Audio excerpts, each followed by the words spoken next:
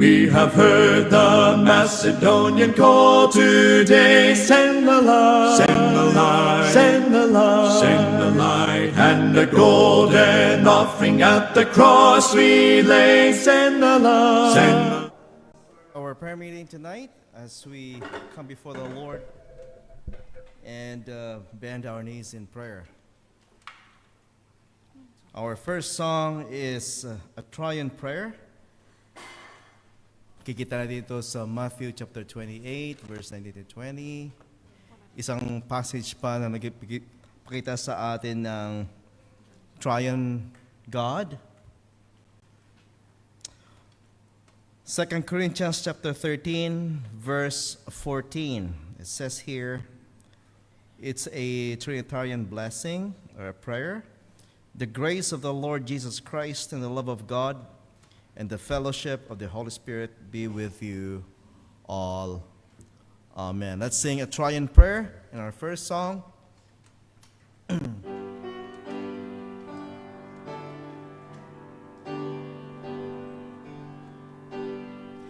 Blessed Father, hear our cry. Cast out sin, but draw us nigh. Not for merit we have done, for your mercy, for your Son. Blessed Jesus, make our plea. In your name to God we flee. Through your blood we seek his face. By your priesthood claim his grace. Blessed Spirit, meet our need. In our silence intercede. Translate groans we cannot speak. Heal the broken, help the weak. Let's all rise. Triune God, please grant our prayer. Triune God, please grant our prayer. As your glory we declare. May your promised kingdom come. May on earth your will be done. It's true, O God, that your will be done in our lives. And we pray, Lord, earnestly in our spirit, our groanings, and our petitions will be done to our glory and honor as we kneel our knees in prayer. Bless our time together, Father. And for those who have come, I pray, Lord, for their mercy and thy troubling mercies, O God, for them. Bless our time together, our singing and the preaching of your word. In Jesus' name I pray. Amen. Please be seated. Our second song is found in Exodus chapter 32, verse 26. Whoever is on the Lord's side, come to me. Ano nangyari dito? When Moses descended the mountain and saw the idolatry, he burned with anger and brake the stone tablets of the law. He then stood at the entrance of the camp and issued a challenge. Whoever is on the Lord's side, come to me. Come to me. And we thank God for this verse. It's a challenge for us. Who is on the Lord's side?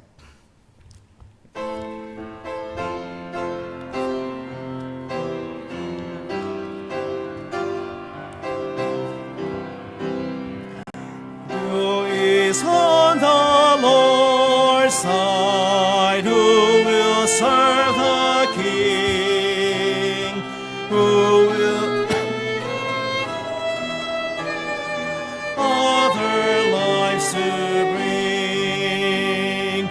Who will live the world's side? Who will face the foe? Who is on the Lord's side? who for him will go. By thy call of mercy, by thy grace divine, we are on the Lord's side. Savior, we are thine. Verse 2, all the ladies.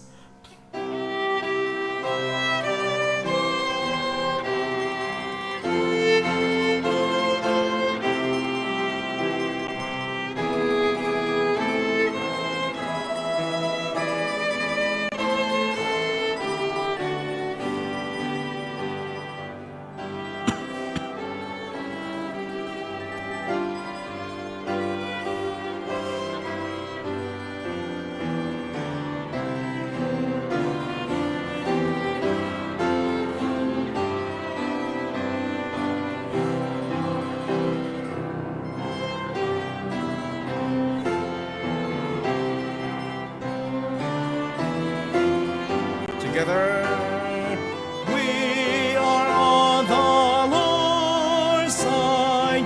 Savior, we are thine. Man, Jesus, thou hast bought us, not with gold or gem. Verse 3.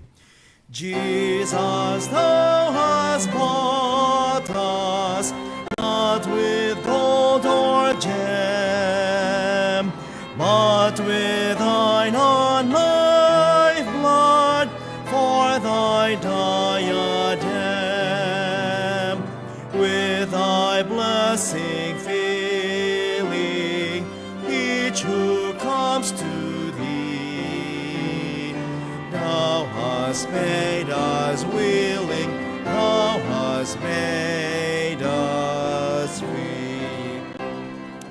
By thy grand redemption, by thy grace divine, with the ladies, we are on the Lord's side. Savior, we are thine. Let's all rise. Fierce may be the conflict, strong may be the foe, but the King's own army none can overthrow. Fierce may be the conflict, strong may be the foe, but the King's own army none can overthrow. Stand hard waging, victory is secure, for his truth unchanging makes the triumph sure. Joyfully enlisting by thy grace divine, we are on the Lord's side. Savior, we are thine. Amen. Good singing. Let's go down to our missionary report, Brother Elmer.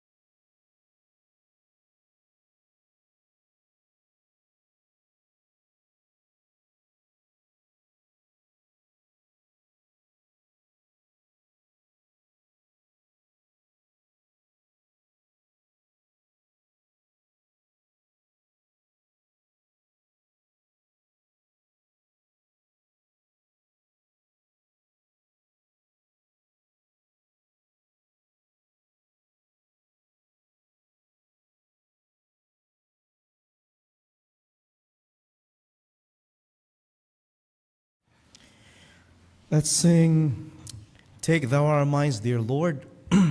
It's from Philippians chapter 2, verse 5. Let this mind be in you, which was also in Christ Jesus our Lord.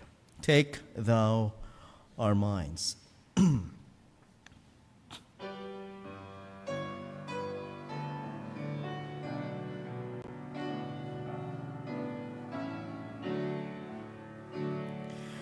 Take Thou our minds, dear Lord, we humbly pray.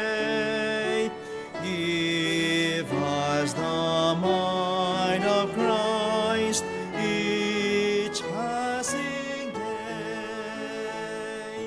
Teach us to know the truth that sets us free. Grant us in all our thoughts to honor Thee.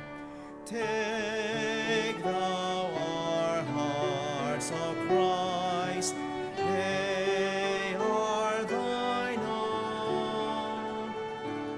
Come Thou within our souls and claim Thy throne. Help us to shed abroad Thy deathless love. Use us to make the earth like heaven above. Take Thou our wills most high, hold Thou full sway. In our inmost souls, Thy perfect way. Guard Thou its sacred heart from selfish ease. Guide Thou our ordered lives as Thou dost please. Take Thou ourselves, O Lord, heart, mind, and will. Take Thou ourselves, O Lord, heart, mind, and will. Through our surrendered souls, Thy plans fulfill. We yield ourselves to Thee, time, talents, all. We reverence for Thee, Thy sovereign call. Amen.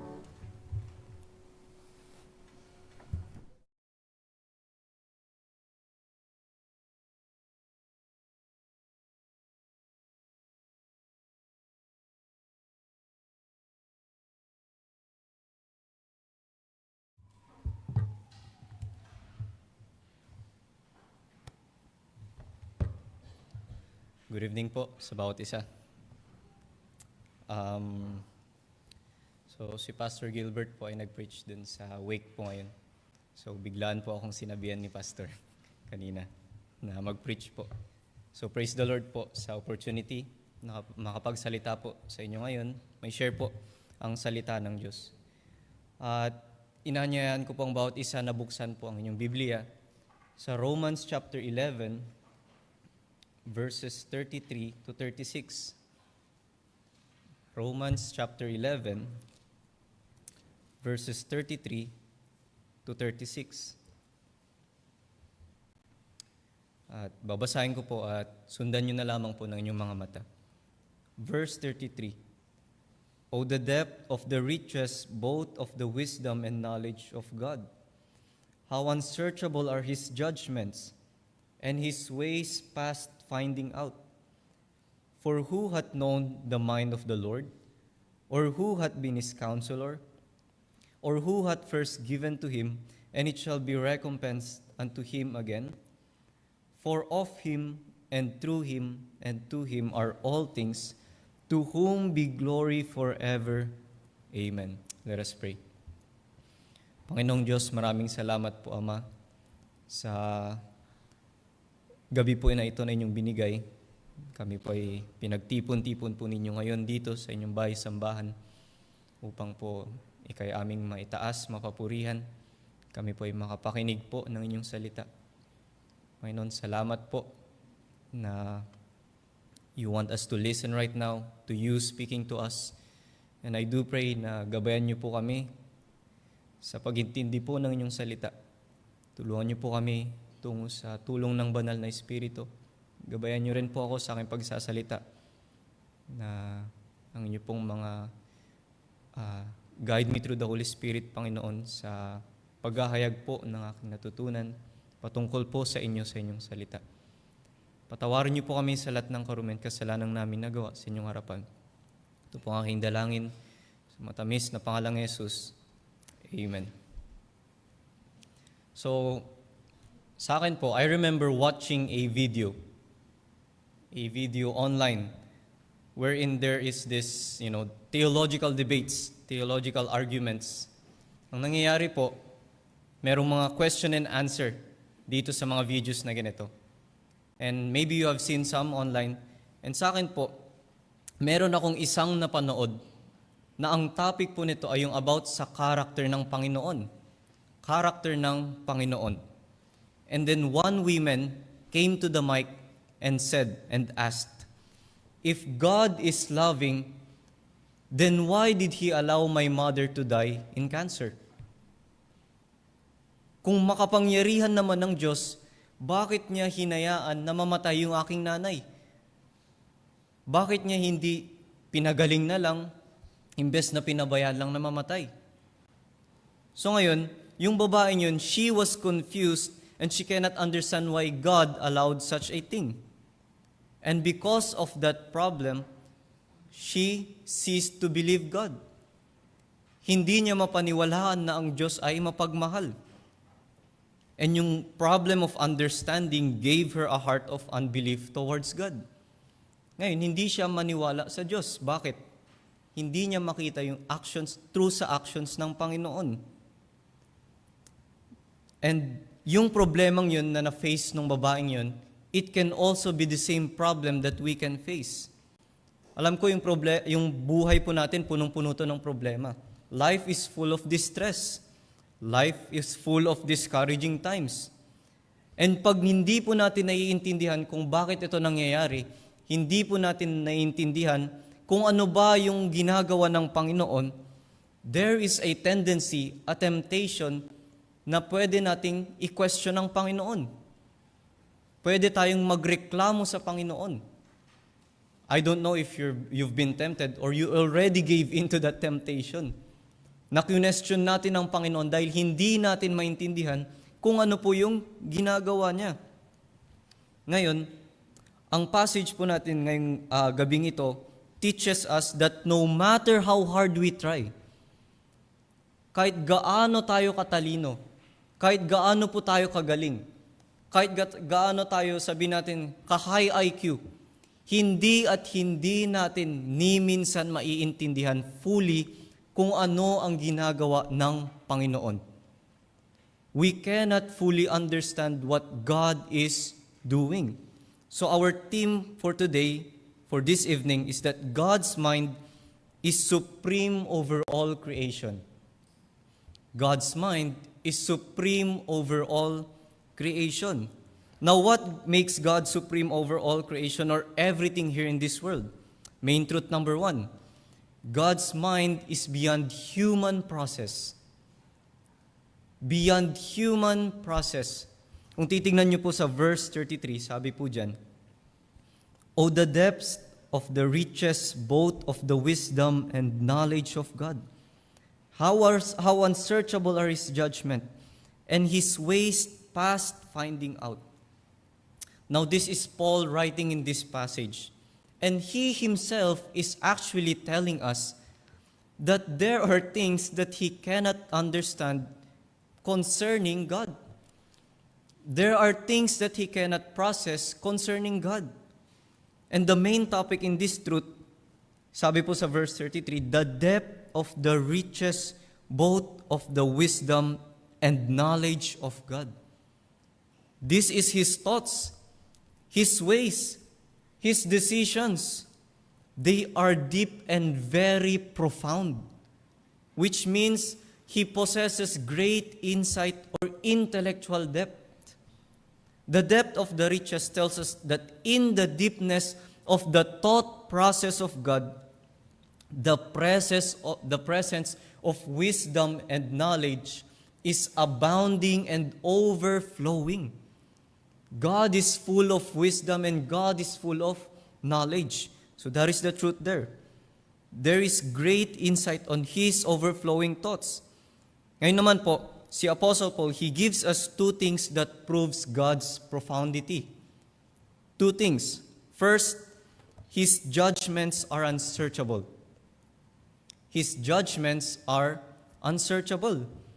Sabi po dyan sa verse 33, how unsearchable are His judgments.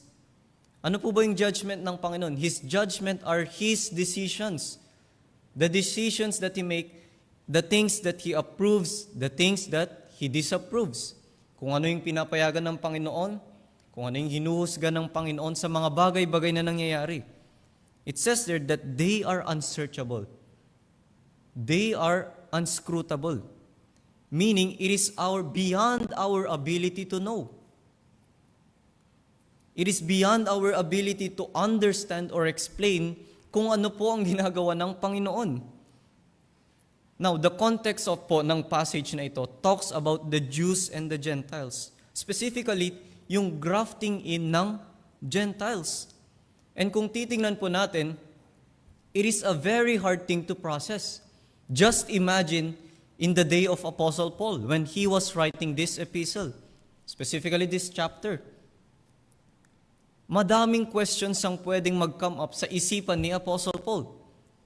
For example, how were the Gentiles grafted in, or how were the Gentiles grafted in through cutting of Jews that are in unbelief? Paano na yung yung unbelief ng mga Jews, ng mga Hudyo, yung mga Gentile naman naligtas? Bakit binigyan ng Panginoon ng slumber na puso yung mga Israelites?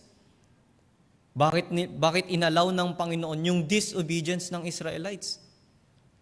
Bakit ganun yung ginawang process ng Panginoon para maligtas yung mga Gentile? If you think about it, there are a lot of questions.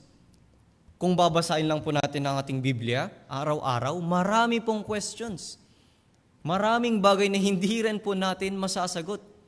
Maraming bagay na hindi natin fully maintindihan sa Panginoon. And that is the truth. We cannot fully understand what God is doing. We cannot fully understand. Bakit po? Tayo mga tao, limited lang po tayo. We are limited. But God is not limited by our limitation. His judgments are unsearchable. Second, His ways are untraceable. His ways are untraceable. Sa akin po, every vacation sa BJ, so umuwi po ako dun sa probinsya, sa Abra. So pumupunta po ako ng bus terminal sa Partas, and nagbubook po ako ng Grab. So as I book Grab, hindi po ba may mga cellphone tayo? Nakikita ko kung saan pumupunta yung Grab driver. Either he will go left or he will go right. Or kung saan man until I reach my destination, until I reach the bus terminal. But here, man cannot track or trace where God is leading to. If you look at chapter 11, verse 3, sabi po dyan, so si Elijah po ang nagsasalita dito. Lord, they have killed thy prophets and dig down thy altars. And I am left alone, and they seek my life. This is from the book of Kings. Si Elijah po ang nagsasalita dito. So si Elijah, he is in so much distress. Hindi po niya naiintindihan kung anong nangyayari. Anong sinabi niya? Lord, pinatay na po yung mga propeta. Pinagbabagsak na po nila yung mga altar. Hinahanap pa nila ang buhay ko, gusto pa nila akong patayin. Ano pong ginagawa niyo, Panginoon? Hindi ko na po alam kung ano ang plano ninyo. May gagawin pa po ba kayo? So Elijah was in so much distress that he questioned God. He was in so much complaint and asking for petition towards God. Panginoon, anong ginagawa niyo? Part of this questioning is that Elijah does not understand what God's plan is. And that's the truth again. We cannot fully understand. Hindi po natin fully maintindihan kung ano ang plano ng Diyos. God's mind is beyond what our minds can process. Hindi po talaga natin maintindihan. Ngayon po, kung hindi natin fully maintindihan ang iniisip ng Panginoon, His judgments, His ways, should we be sorrowful? Malulungkot po ba tayo dahil hindi natin maintindihan ng Panginoon? Should it bring us great sorrow? Bakit? Dahil hindi natin malaman kung ano bang ginagawa ng Panginoon? Hindi po. Instead, that should comfort us. Bakit po? Bakit ko po nasabi yun? Because yung mga hindi natin kayang i-process, hindi natin kayang intindihin, ang Diyos po ang umiintindi. Yung hindi po natin kayang i-process, yung hindi natin maintindihan, ang Diyos po ang umiintindi. Ngayon po, paano tayo magre-respond sa attribute ng Diyos na ito? I do not know what part of your life is filled with great suffering. Or hindi ko po alam kung ano pong na-experience nyo sa buhay ngayon. Hindi ko po alam kung anong dinaranas nyong hirap ngayon. Hindi ko po alam kung anong part ng buhay ninyo ang hindi nyo maintindihan, kung ano ba ang plano ng Diyos sa inyo. Pero when this time comes, when you are in distress or great questioning of what is happening in your life, take it as an opportunity to what? To trust God and pray. Talk to Him in prayer. When things are hindi nyo na po maintindihan kung ano nangyayari. Kung wala na kayong makitang future na mangyari, hindi nyo na makita ano magplano ng Panginoon, use it as an opportunity to trust and pray to God. Talk to Him. Kausapin niyo ang Panginoon. Tell Him, Panginoon, hindi ko po maintindihan kung anong ginagawa niyo. Pero naiintindihan niyo po. Hindi ko po alam, Panginoon, kung bakit nangyayari ito sa aking buhay.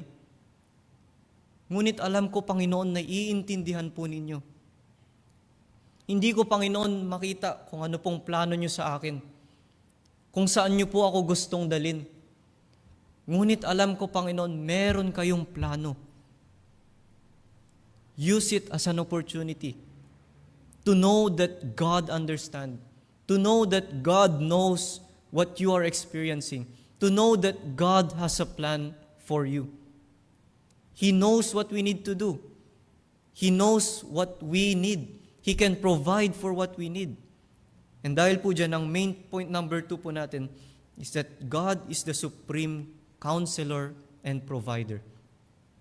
The supreme counselor and provider. Basahin ko po sa verse 34 and 35. Sabi po dito, for who hath known the mind of the Lord? Or who hath been His counselor? Or who hath first given to Him, and it shall be recompensed unto Him again? So dito po, titingnan natin, meron tayong 3 tanong na si Apostle Paul ay binigay niya sa atin. Notice the questions po. First, sabi po dyan, for who hath known the mind of the Lord? Who hath known the mind of the Lord? So ang first subpoint po natin is, God's mind cannot be perceived. God's mind cannot be perceived. Walang sino man po sa atin ang nakakaalam na kung ano ang iniisip ng Panginoon ngayon or sa kahit anumang oras. Tanungin ko po kayo ngayon, habang nakaupo po kayo ngayon dyan, nakikinig po sa akin, alam niyo po ba kung ano ang iniisip ng Panginoon? Hindi po. None of us can have such a power to understand or to perceive what God is thinking. And in the context, si Apostle Paul po, he was informing the Gentiles about the mystery. Yung mga Gentiles po sila, nagiging mayabang na po sila. They are becoming boastful of the salvation that they received. They lacked understanding. They did not know what God was thinking. And through the feeling of the Holy Spirit, through the Holy Spirit's guidance in Paul in writing this epistle, God is informing the Gentiles about the mystery. They do not understand God's plan of salvation. Even us, hindi po natin nalaman kung ano yung nung iniisip ng Panginoon. Hindi natin nalaman kung ano ba yung gustong ipaalam sa atin ng Panginoon if it was not for His Word na binigay niya sa atin. Second, God cannot be given advice. He is not advisable. Hindi mo siya pwedeng mabigyan ng advice. Sabi po dyan sa verse 34, or who hath been His counselor? Meron na po bang nag-advise sa Panginoon? Meron na bang nagbigay sa Kanya ng gagawin? Meron na bang nagsabi sa Panginoon, Panginoon, ito pong gawin ninyo. Mas maganda po itong gawin ninyo. Hindi. Instead, He is the source of counsel. Siya ang nagbibigay ng advice po sa atin. Siya ang nagbibigay sa atin ng kung ano ang kailangan nating gawin. And that's why He gave us His Word for us to know what we ought to do. This is His advice for us. Nandito ang lahat ng gustong ipagawa ng Panginoon sa atin. Third po, God has never received provision. He has never received provision. Sabi po dyan, or who hath first given to him, and it shall be recompensed unto him again? He is the source of provision. God is the provider. All things are from Him. Take for example, imagine nasa dagat po kayo, tapos meron po kayong timba, dalang timba. Sabihin natin ang goal ninyo ay punuin ng tubig yung dagat. So, ang panggagalingan ng tubig, sa dagat rin. So, tanong ko po, ilang beses nyo kailangang mag-scoop ng tubig sa dagat para mapuno nyo yung dagat? Kahit gaano ka pa katagal mabuhay dito sa mundo, hindi mo po mapupuno yung dagat. Bakit? Nanggagaling sa dagat yung tubig nakukunan mo. And that is the same. The point is that we cannot give something to Him that originally came from Him. Yes, God asks us to worship Him, to give praise to Him, to give thanksgiving to God, to give glory to God. But those things are only from Him bestowed upon us. Ang Diyos lang mismo ang nagbigay ng opportunity sa atin na magbigay sa Panginoon. Bakit? Ang lahat ng bagay ay nanggagaling sa Kanya. Lahat ng bagay. Ngayon po sabi natin, there are 3 questions here. And these 3 questions, the answer to this are no one. Wala. Sino makakaalam ng iniisip ng Panginoon? Wala. Sinong makakapagbigay ng advice sa Panginoon? Wala. Sinong makakapag-provide sa Panginoon at ang Diyos rin ay ibabalik niya yung prinobide sa Kanya? Wala. These are not only questions, but they declare that God is self-sufficient. Hindi siya nagre-rely sa kanino man. Hindi siya nagre-rely sa anumang bagay. He is self-sufficient. Now, sa application, we need to acknowledge that we do not have the right to actually tell God what to do. We do not have the right. We may ask Him many things in prayer. Yes, that is good. It is good na humihingi tayo ng maraming bagay sa Panginoon. And God wants us to ask Him in prayer, to request Him of things to request Him of our goals in life, ambitions in life. That is good. God wants us to do that. But may it never be that the determining factor, yung magiging decision or yung magiging mangyayari ay yung kagustuhan natin. Sa kasobrahan na natin ng paghiling, gusto na natin na yung gusto natin ang masunod, hindi yung kagustuhan ng Panginoon. The truth is, the ultimate decision lies in His will. Yes, we ask God in prayer. Yes, we ask Him of things. But we should also submit to His will. Na as we ask in prayer, we also submit na whatever will God do to us, whatever will God give to us, if this is His will, we will humbly submit. We may ask na, Panginoon, gusto ko ng ganitong trabaho. Gusto ko po ng ganitong bagay. Ibigay niyo po sa akin to, Panginoon. Ngunit it is important to know and to understand that the decision is still His. Yung kalooban pa rin po niya ang masusunod. We should seek what God desires. We should know what God wants us to do. In His Word can we find great provision of advice. And nakita po natin na we cannot outgive God because all things that we see are from Him. Main truth number 3, last truth po.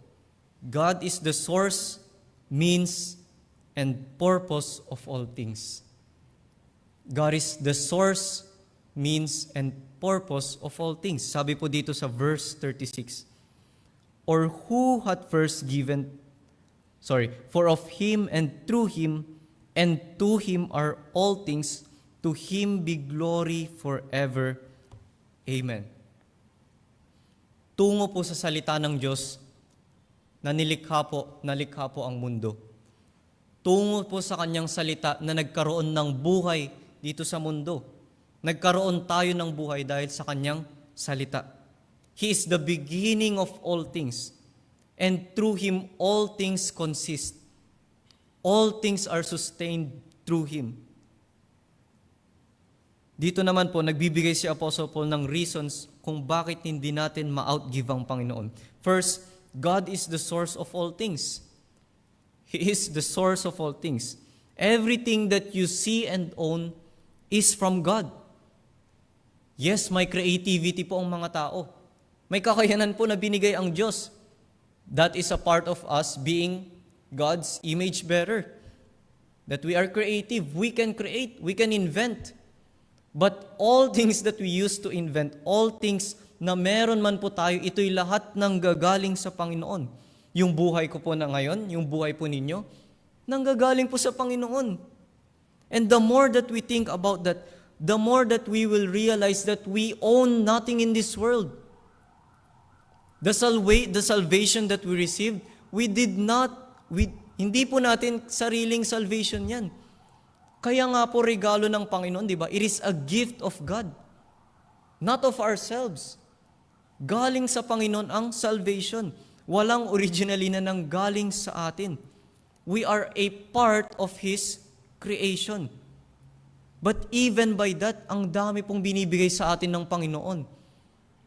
Even by that, ang laki po ng biyaya ng Panginoon sa atin. That He continues to give more and more and more to us. The reason why we can give more, because God is giving us more. Second, God is the sustainer or means of all things. Yung mga puno po sa labas, yung mga ibon na lumilipad, yung mga hayop na nakikita natin or mga inaalagaan natin, at tayo mismo buhay pa dahil sa Kanya. Namubuhay po tayo dahil sa Kanyang sustenance. It is Him who directs His creation. Siya ang rason kung bakit bawat umaga ay nagigising pa tayo. Siya ang reason kung bakit bawat umaga may lakas tayo na gawin ang kailangan nating gawin. He sustains us. In verse 18 po, sabi po dito, Boast not against the branches, but if thou boast, thou bearest not the root, but the root thee. Verse 20 po. Well, because of unbelief, they were broken off, and thou standest by faith. Be not high-minded, but fear. Dito po, pinagsasabihan ni Apostle Paul yung mga Gentiles against arrogance, against boasting. Bakit po? Dahil sa salvation na kanilang natanggap sa Panginoon.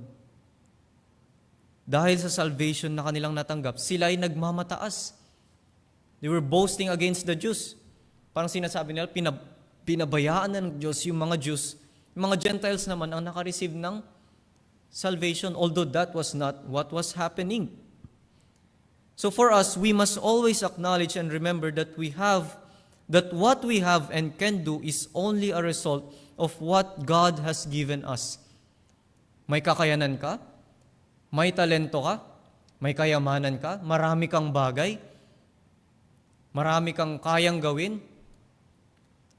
malaki ang influensya mo, matalino ka. But always remember, all these things are from God. It is only by His grace that we receive of such. We can say na, ginagamit ako ng maraming paraan ng Panginoon sa ministry. Ginagamit ako sa ganito. Ang dami kong nagagawa para sa ministry ito.